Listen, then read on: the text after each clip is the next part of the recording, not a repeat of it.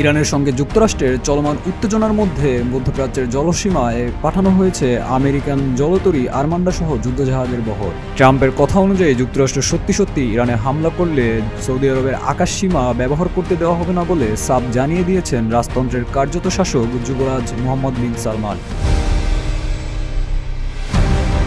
সৌদির রাষ্ট্রীয় বার্তা সংস্থা এসপিএ এ খবর জানিয়েছে। সংবাদ মাধ্যমটির প্রতিবেদনে জানানো হয়, মধ্যপ্রাচ্যে অস্থিরতা সৃষ্টির জন্য সৌদির ভূমি বা আকাশসীমা যুক্তরাষ্ট্রকে ব্যবহার করতে দেওয়া হবে না।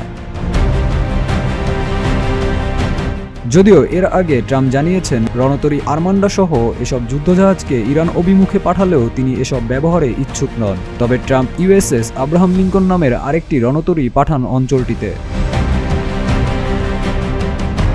সৌদি প্রেস এজেন্সির ভাষ্য অনুযায়ী দেশটির ক্রাউন প্রিন্স মোহাম্মদ বিন সালমান ও প্রধানমন্ত্রী আব্দুল আজিজ সৌদ নিশ্চিত করেছেন, ইরানের বিরুদ্ধে যে কোনো ধরনের সামরিক অভিযানে তাদের আকাশসীমা ব্যবহার করতে দেবে না সৌদি আরব।